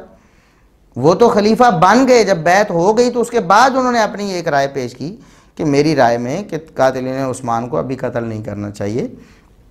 تھوڑا عرصہ ویٹ کرنا چاہیے، حالات تھوڑے سازگار ہو لینے چاہیے۔ تو اس پر اختلاف ہو گیا۔ طلحہ و زبیر رضی اللہ عنہما، سیدہ عائشہ رضی اللہ عنہا اور دیگر صحابہ کرام نے یہ کہا کہ نہیں، تاخیر برداشت نہیں ہو سکتی، سیدنا عثمان رضی اللہ عنہ کی شہادت کے حوالے سے ان کے قاتلوں کو فوراً کیفر کردار تک پہنچانا چاہیے۔ یہ بات تھی، اور اس بات کو آپ نے منافقت بنا کر نعوذ باللہ پیش کیا ہے کہ طلحہ و زبیر رضی اللہ عنہما ادھر جناب بیعت کر رہے ہیں اور ادھر ان کے خلاف لشکر تیار کر رہے ہیں، گویا کہ آپ یہ لوگوں کو باور کروا رہے ہیں کہ صبح کو وہ بیعت کر رہے تھے اور دوپہر کو آ کر لشکر تیار کر رہے تھے۔ نعوذ باللہ، کتنے بڑے یعنی آپ بد زبان ہیں مرزا صاحب، آپ کی زبان سے کوئی بھی صحابی اب محفوظ نہیں رہ رہا ہے۔ آپ کہاں تک پہنچیں گے؟ آپ کی رافضیت چھپ نہیں رہی ہے، اور آپ کی رافضیت جو ہے وہ ابل کر باہر آ رہی ہے۔ اب دیکھیں سیدنا عمر رضی اللہ عنہ کی شہادت کے بعد جب 6 رکنی کمیٹی بنی تھی، اس میں ایک رکن سیدنا طلحہ رضی اللہ عنہ بھی تھے، ایک رکن سیدنا زبیر رضی اللہ عنہ بھی تھے۔ جس طلحہ و زبیر کے بارے میں آپ کہہ رہے ہیں نا کہ ادھر بیعت کر رہے ہیں اور ادھر علی رضی اللہ عنہ کے خلاف لشکر تیار کر رہے ہیں، جب عثمان رضی اللہ عنہ کی سلیکشن ہو رہی تھی اس وقت پہلے ان کا ووٹ زبیر رضی اللہ عنہ کا علی رضی اللہ عنہ کی طرف تھا۔ اگر وہ ان کے خلاف نعوذ باللہ کو ایسی کوئی بات رکھتے ہوتے دل میں تو وہ ووٹ کیوں علی رضی اللہ عنہ کو دیتے؟ اس وقت جب عمر رضی اللہ عنہ شہید ہو گئے تھے تو زبیر رضی اللہ عنہ نے کہا کہ میں اپنا ووٹ علی رضی اللہ عنہ کے سپرد کرتا ہوں، میری طرف سے یہ نمائندہ ہیں، اب یہ سلیکٹ کریں گے کہ ان تینوں میں سے کون ہونا چاہیے۔ تو زبیر رضی اللہ عنہ علی رضی اللہ عنہ سے کوئی انہیں مسئلہ نہیں تھا، یہ ایک اجتہادی اختلاف تھا ظاہر ہے خلیفہ بننے کے بعد کہ خلیفہ بن گئے ہیں تو اب قاتلین عثمان موجود ہیں، آپ انہیں قتل کیوں نہیں کرتے، شہادت عثمان کا بدلہ کیوں نہیں لیتے؟ تو علی رضی اللہ عنہ مصلحت کے قائل تھے کہ ابھی ہمیں مصلحت سے کام لینا چاہیے، جبکہ دیگر صحابہ جو تھے وہ جیسا کہ طلحہ و زبیر ہیں، سیدہ عائشہ رضی اللہ عنہا ہیں، سیدنا معاویہ رضی اللہ عنہ ہیں، سیدنا مغیرہ بن شعبہ ہیں، عمر بن عاص ہیں اور دیگر صحابہ ہیں، ان کی یہ رائے تھی کہ قصاص عثمان کے بارے میں تاخیر نہیں کرنی چاہیے، تاخیر سے نقصان ہوگا۔ یہ اختلاف تھا، ایک اجتہادی اختلاف تھا، اس پہ اختلاف ہو گیا اور آپ نے اس بنا پر بھی سیدنا طلحہ و زبیر رضی اللہ عنہما پر آوازیں کسنے شروع کر دیے۔ پہلے تو سیدنا معاویہ رضی اللہ عنہ پر بات کرتے تھے نا، اب آپ جنگ جمل پر بھی آ گئے ہیں، سیدہ عائشہ صدیقہ رضی اللہ عنہا کو بھی آپ برا بھلا کہیں گے، اور آپ نے کہہ بھی دیا، آپ نے کہا کہ طلحہ و زبیر رضی اللہ عنہما کی طرف سے انہیں سیدہ عائشہ رضی اللہ عنہا کو مس یوز کیے گئے، نعوذ باللہ نعوذ باللہ۔ سیدہ عائشہ کو ساری گیم سمجھ آ گئی تھی، جنگ جمل میں بھی ان کو مس یوز کیا گیا، بعد میں ان کو ساری بات سمجھ آ گئی تھی۔ اس پہ بھی ہماری ایک ویڈیو کلپ ہم نے بنایا ہوا ہے کہ کیا سیدہ عائشہ صدیقہ رضی اللہ عنہا کو مس یوز کیا گیا۔ یہ سیدہ عائشہ رضی اللہ عنہا کی بھی توہین ہے اور طلحہ و زبیر رضی اللہ عنہما کی بھی توہین اور گستاخی ہے کہ وہ سیدہ عائشہ رضی اللہ عنہا کو مس یوز کرتے رہے، اور یہاں آپ نے بتایا کہ وہ ایک طرف بیعتیں کر رہے تھے اور دوسری طرف لشکر تیار کر رہے تھے سیدنا علی رضی اللہ عنہ کے خلاف، نعوذ باللہ یہ ان کی نیت پر حملہ ہے۔ قطعاً بیعت کرتے وقت انہیں پتہ ہی نہیں تھا کہ بعد میں خلیفہ وقت یہ کہیں گے کہ ہمیں مصلحت کے تحت انتظار کرنا چاہیے، وہ تو بعد میں جب خلیفہ وقت سیدنا علی رضی اللہ عنہ نے کہا تو پھر انہوں نے اختلاف کیا، تو آپ اس کو بیعت سے کیسے جوڑ رہے ہیں اور ان کی بیعت کو مشکوک بنانے کی کوشش کر رہے ہیں، نعوذ باللہ نعوذ باللہ۔ اسی طرح ایک بڑی وائرل ویڈیو ہو رہی ہے آج کل، سیدنا معاویہ رضی اللہ عنہ سیدنا ابو سفیان رضی اللہ عنہ کو لعنتی قرار دینے کی کوشش کی مرزا صاحب نے۔ نبی کریم صلی اللہ علیہ وسلم کی ایک حدیث جو آپ سے منسوب ہے، ایک جھوٹی روایت ہے، اس کو پیش کر کے یہ تاثر دینے کی کوشش کی کہ سیدنا معاویہ رضی اللہ عنہ اور سیدنا ابو سفیان رضی اللہ عنہ وہ نعوذ باللہ نبی پاک صلی اللہ علیہ وسلم کی زبانی لعنت کے مستحق ہیں۔ اب وہ ویڈیو ہم آپ کو سناتے ہیں کہ مرزا صاحب نے کیا کہا اور کیسے کہا۔ کہتے ہیں، میں حصول برکت کے لیے آپ کو صرف ایک روایت بتا دیتا ہوں جو بلازری نے اپنی کتاب کے اندر لکھی ہوئی ہے، اور ایون مسند البزار کے اندر بھی موجود ہے۔ صحابی کہتے ہیں کہ نبی علیہ السلام کے سامنے سے ایک اونٹ گزر رہا تھا، نبی علیہ السلام نے فرمایا اس اونٹ پر بیٹھے ہوئے پر بھی لعنت، اس کے ہانکنے والے پر بھی لعنت اور اس کی مہار پکڑنے والے پر بھی لعنت۔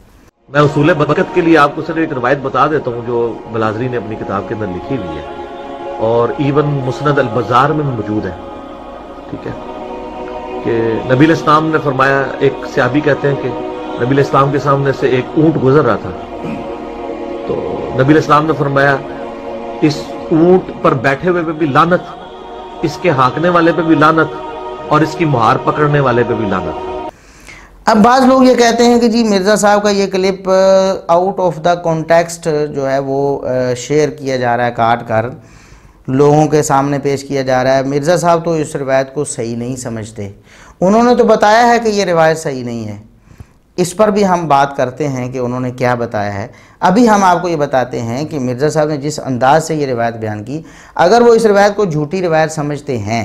تو پھر انہوں نے اس طرح اسے کیوں بیان کیا؟ آخر ایک بندہ ایک جھوٹی روایت کو بیان کرتا ہے تو کیا اس سے کوئی استدلال کرتا ہے، اس سے کوئی استنباط کرتا ہے، یا اس کی بنا پر کسی کے بارے میں کوئی بدگمانی یا کوئی بدظنی پالتا ہے؟ اب مرزا صاحب کیا کہتے ہیں اس کے بارے میں آپ خود ذرا توجہ کریں گے ناظرین اور سامعین، تو آپ کو پتہ چلے گا کہ مرزا صاحب بہت بڑے دغا باز ہیں،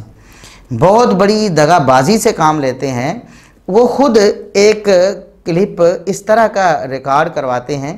کہ درمیان میں کوئی بات نہیں کرتے، شروع سے لے کر اینڈ تک صحابہ کی توہین پر مشتمل ایک روایت ہوتی ہے یا بات ہوتی ہے، اس کو کوٹ کرتے ہیں تاکہ بعد میں روافظ اس کو استعمال کر سکیں صحابہ کرام کے خلاف، سیدنا معاویہ رضی اللہ عنہ اور دیگر صحابہ کرام کے خلاف۔ اور بعد میں اس میں تھوڑی سی بات کر دیتے ہیں تاکہ اس کے اندر وہ بات نہ ہو، ساری بات ایک سیکوینس میں ہو، اور اس بات کے ختم ہونے کے بعد میں تھوڑی سی بات کر دوں کہ یہ روایت میں مانتا نہیں، یا یہ ایسے ہے یا ایسے ہے۔ اگر مرزا صاحب آپ اس روایت کو مانتے نہیں ہیں تو آپ نے اس پر یہ تبصرہ کیوں کیا ہے؟ وہ تبصرہ مرزا صاحب کیا کہتے ہیں، اب مسند البزار میں ان تینوں کے نام نہیں ہیں کہ اونٹ پر بیٹھنے والا کون ہے، ہانکنے والا کون ہے، اور مہار پکڑنے والا کون ہے، بس اتنی روایت لکھی ہے، اور یہ روایت مجموع الزوائد میں امام ہاشمی ابن حجر کے استاد نے بھی لکھی ہے۔ میں ان اماموں سے پوچھتا ہوں کہ آپ نے یہ دین کی کون سی خدمت کی ہے اتنی روایت لکھ کے؟ آپ یہ تو لکھ رہے ہیں کہ اونٹ پہ بیٹھے ہوئے پہ لعنت، ہانکنے والے پر لعنت، اور مہار پکڑنے والے پر لعنت، اور حدیث ختم۔ بتائیں نا کہ کون ہے یہ بندہ؟ اب مسند البزار میں ان تینوں کے نام نہیں، بس اتنی روایت لکھی ہے، اور یہ روایت مجموع الزوائد میں امام ہاشمی ابن حجر اسقلانی کے استاد نے بھی لکھی ہے۔ میں ان اماموں سے پوچھتا ہوں یہ آپ نے دین کی کون سی خدمت کی ہے یہ روایت لکھ کے، کہ آپ کتاب روایت یہ لکھ رہے ہیں کہ اونٹ پہ بیٹھے ہوئے پہ بھی لعنت، ہانکنے والے پہ بھی لعنت، اور اس کی مہار پکڑنے والے پہ بھی لعنت، اور حدیث ختم۔ بتائیں نا کون ہے وہ بندہ؟ یعنی امام بزار رحمۃ اللہ علیہ پر بھی اور علامہ ہاشمی رحمۃ اللہ علیہ پر بھی یہ طعن ہے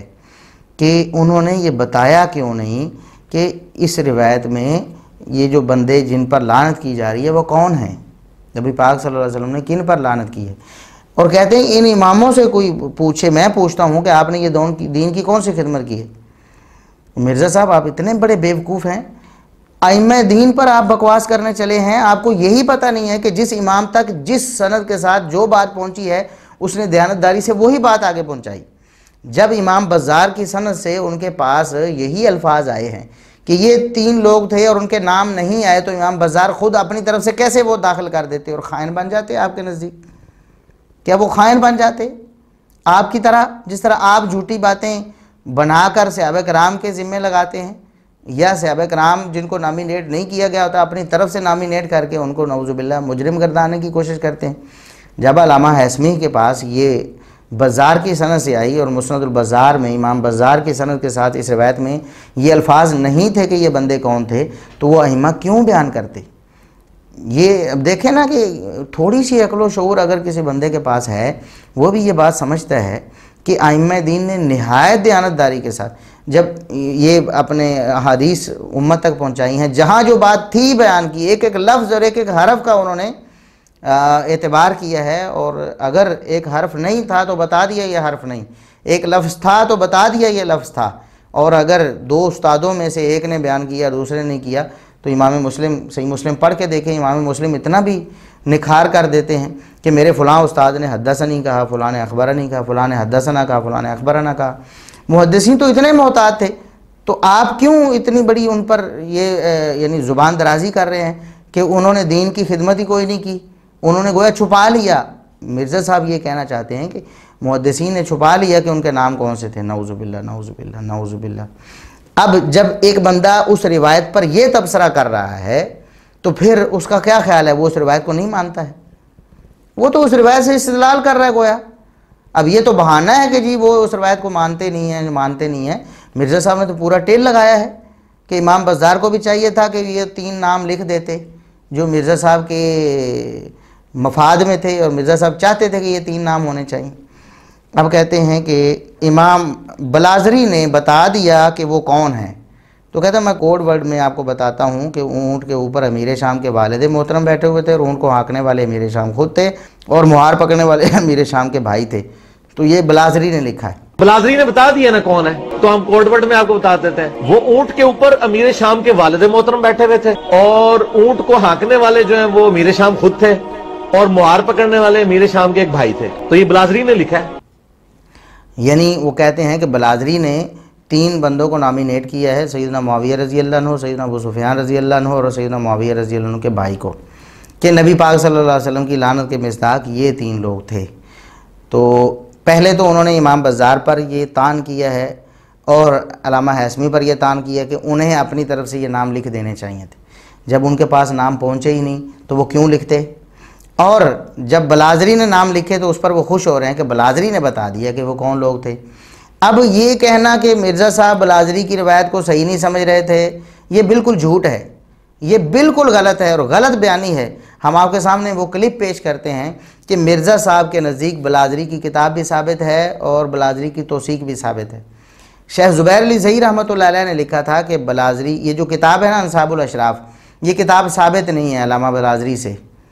اور اسی طرح ہم بھی یہ کہتے ہیں کہ نہ یہ کتاب ثابت ہے اور خود بلادری کی توثیق بھی کوئی معتبر ثابت نہیں، اگرچہ بعض علماء انہیں سکہ سمجھتے ہیں، لیکن ہماری یہ رائے ہے، ہماری تحقیق میں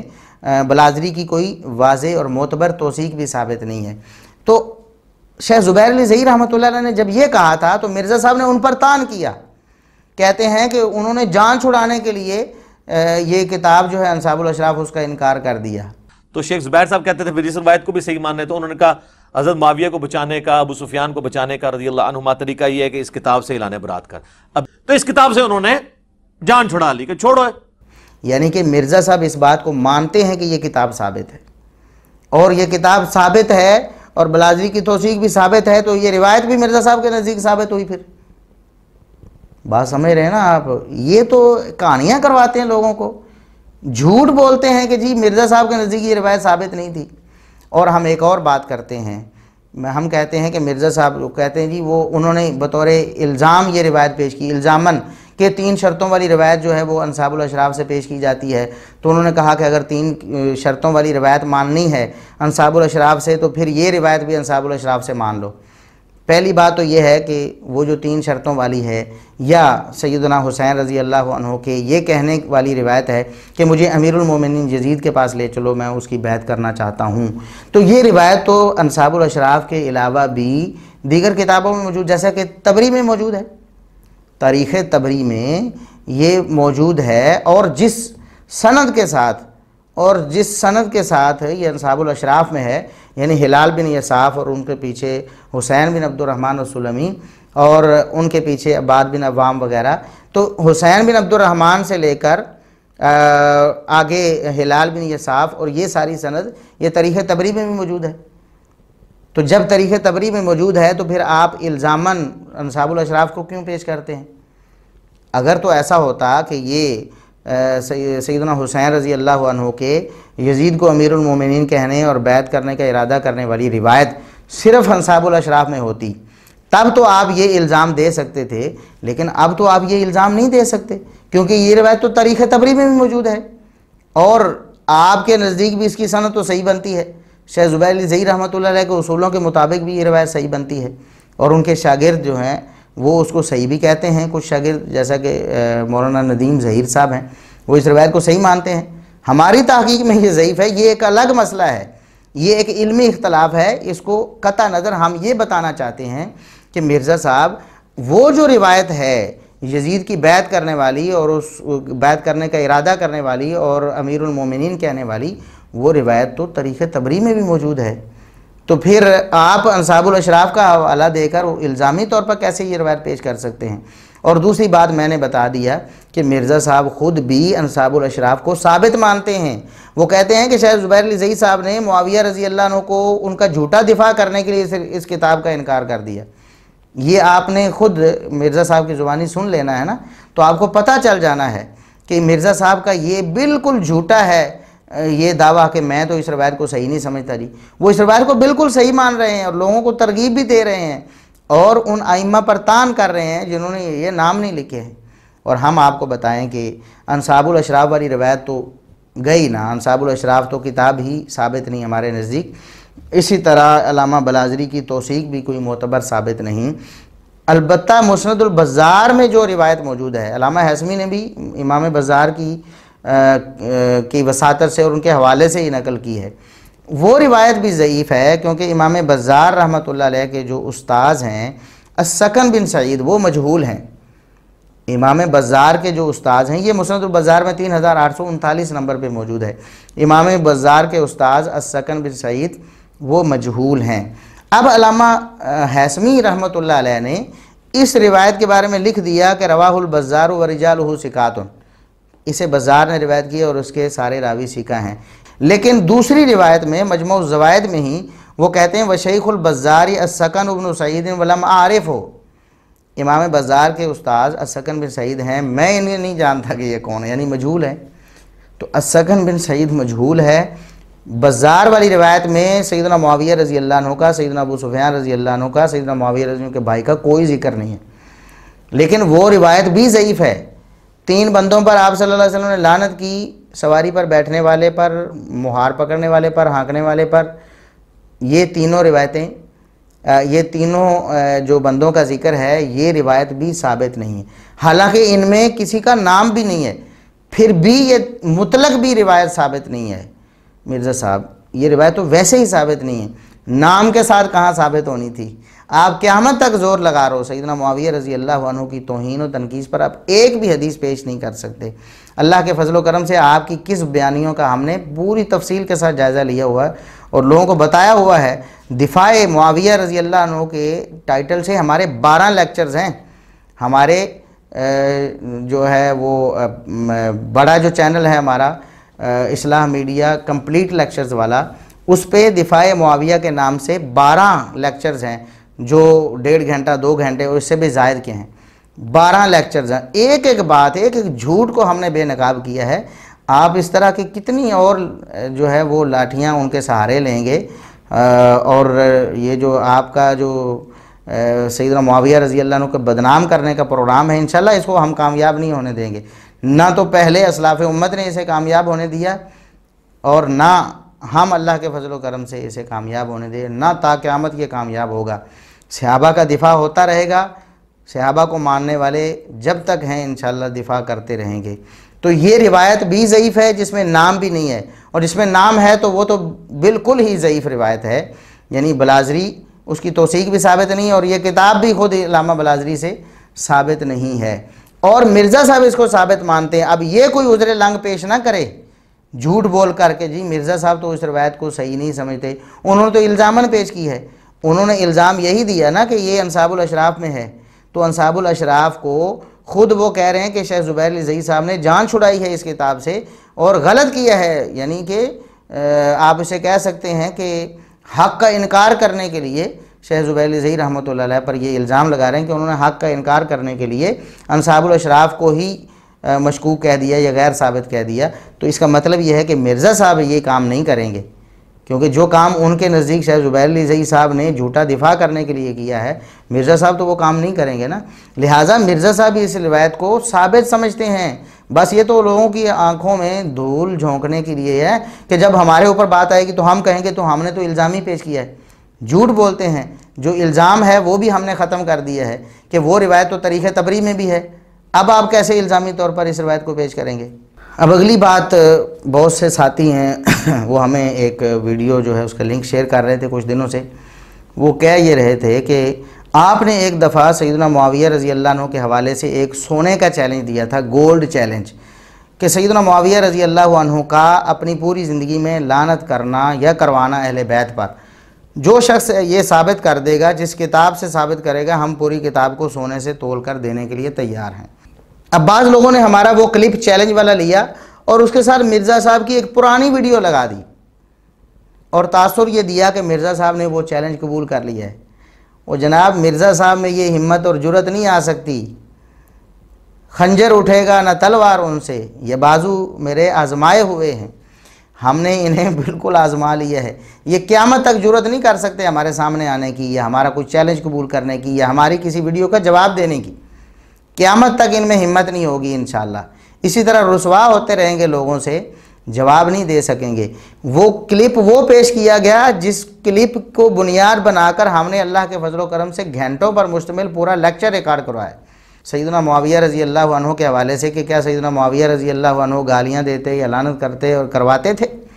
یہ پورا لیکچر ہمارا، اس لیکچر میں ہم نے اللہ کے فضل و کرم سے اس پرانی ویڈیو کا مرزا صاحب کا پورا تیا پانچا کیا ہوا ہے. اس کا تو ہم نے جواب دیا، اس کو تو جھوٹا ثابت کیا ہوا ہے، اس کے تو خیانتیں وہاں پکڑی ہوئی ہیں. اس کو دوبارہ لگا کر آپ یہ ثابت کرنا چاہتے ہیں کہ مرزا صاحب نے گولڈ کا چیلنج قبول کر لیا. نہ مرزا صاحب میں یہ ہمت نہیں ہے، اور کسی میں بھی اللہ کے فضل و کرم سے یہ ہمت نہیں ہو سکتی. دلائل کی دنیا میں ہمارے ساتھ بات کرے سیدنا معاویہ رضی اللہ عنہ کے معاملے میں، اور انہیں نعوذ باللہ اہل بیت کا دشمن ثابت کرے یا اہل بیت پر لعنت کرنے یا کروانے والا ثابت کرے، قیامت تک ایسا ثابت نہیں ہو سکتا۔ مرزا صاحب کے اس ویڈیو لیکچر کا ہم جواب دے چکے ہیں، جس کا ایک کلپ لگا کر اب یہ ثابت کرنے کی کوشش کی جا رہی کہ انہوں نے چیلنج قبول کر لیا ہے۔ کیا تو ان کے منہ میں کوئی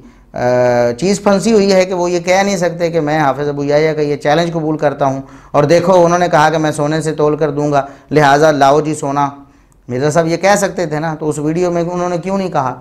وہ تو پرانا ویڈیو کا لیکچر ہے جس کو پر ہم نے پورا رد کیا ہوا ہے،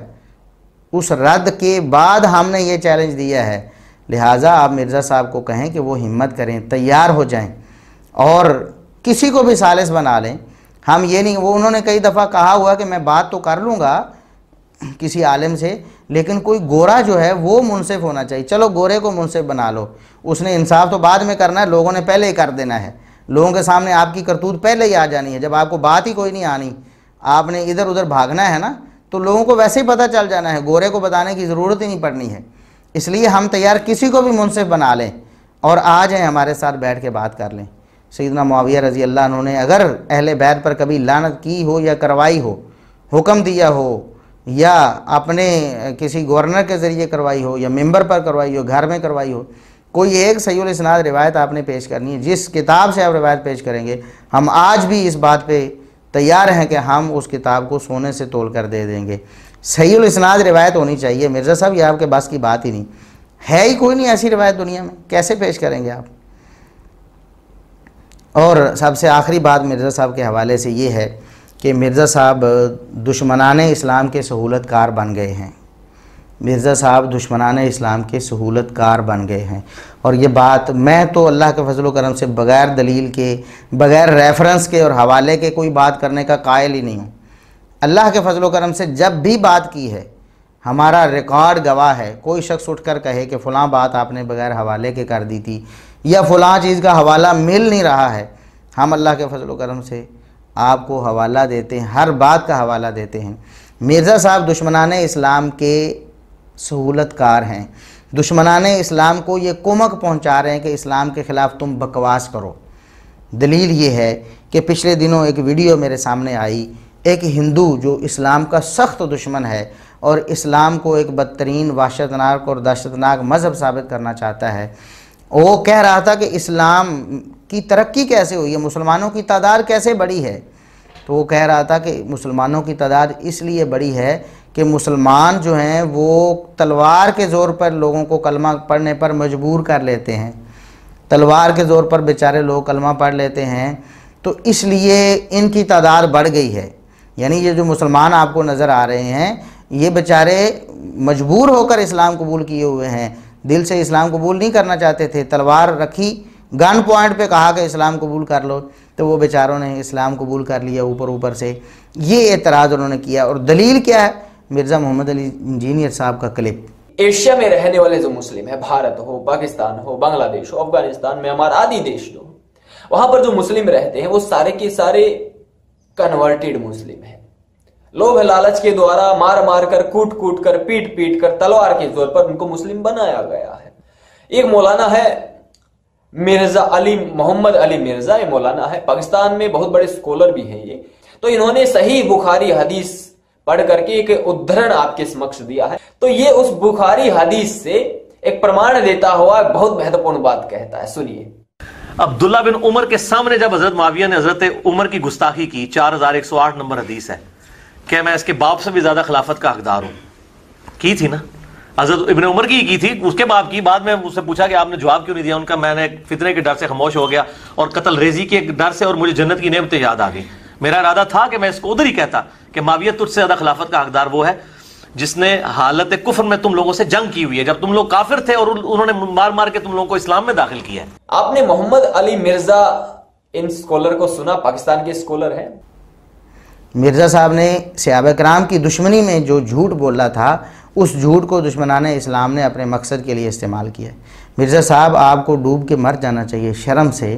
آپ کی وجہ سے آج اسلام کے خلاف لوگ بھونکنے لگے ہیں۔ اس ہندو نے یہ مرزا صاحب کا کلپ پیش کیا کہ ہم آپ کو ایک مسلمان عالم کا ایک کلپ سناتے ہیں، اور مرزا صاحب اس کلپ میں کہہ رہے تھے کہ فتح مکہ کے موقع پر جنہوں نے تلوار کے ڈر سے اور موت کے ڈر سے کلمہ پڑھا تھا، فتح مکہ کے موقع پر صحابہ کرام نے، صحابہ کرام کا نام لے کر کہتے ہیں معاویہ رضی اللہ عنہ اور دیگر صحابہ کرام، مرزا صاحب کہتے ہیں کہ انہوں نے موت کے ڈر سے کلمہ پڑھ لیا تھا، نعوذ باللہ نعوذ باللہ نعوذ باللہ۔ تو وہ ہندو اسے دلیل بنا کر کہتا ہے کہ دیکھو مسلمان بھی اس بات کو مانتے ہیں کہ نبی کریم صلی اللہ علیہ وسلم کے دور میں بھی، نبی کریم صلی اللہ علیہ وسلم کے دور میں بھی موت کے ڈر سے لوگ کلمے پڑھتے تھے، تلوار کے زور پر انہیں کلمے پڑھوائے جاتے تھے، نعوذ باللہ نعوذ باللہ نعوذ باللہ۔ مرزا صاحب یہ دشمنان اسلام کی آپ نے سہولت کاری کی ہے، اب اس سے بڑھ کر ہم آپ کو کیا کہیں۔ اور جو مرزا صاحب کے سہولت کار ہیں، ان کے جو معتقد ہیں، ان کے جو معاونین ہیں، ان کے جو فینز ہیں، ان کے جو فالورز ہیں، ہم انہیں بھی دست بستہ عرض کریں گے، اللہ کے لیے اپنے آپ کو سنبھالیں، اپنی آخرت برباد نہ کریں۔ دنیا میں تو رسوائی ہے ہی، آخرت میں اپنے آپ کو رسوا کر لینا ہے، آخرت آپ کی برباد ہو جانی ہے۔ صحابہ کی دشمنی لے کر دنیا سے چلے جاؤ گے، اتنے بڑے جھوٹ اور طوفان لے کر کیا قیامت کے دن محمد الرسول اللہ صلی اللہ علیہ وسلم کو منہ دکھاؤ گے؟ اور دشمنان اسلام کو تقویت دے کر ان کے موقف کو آگے بڑھا کر کیا منہ دکھاؤ گے محمد الرسول اللہ صلی اللہ علیہ وسلم کو؟ جھوٹ بول بول کر، علی رضی اللہ عنہ پر بہتان باندھ کر، اور طلحہ و زبیر رضی اللہ عنہما کی گستاخی کر کے، ابو بکر و عمر و عثمان رضی اللہ عنہم کے خلاف بکواس کر کے، آخر کیا کر لو گے؟ دنیا میں کیا کما لو گے؟ کتنی شہرت آپ کو مل جائے گی؟ کتنا روپیہ پیسہ آپ کو مل جائے گا؟ کتنے فوائد حاصل کر لو گے؟ کیا کر لو گے؟ آخر اللہ رب العزت کے دربار میں جانا ہے، اس سے آپ کو ڈرنا چاہیے۔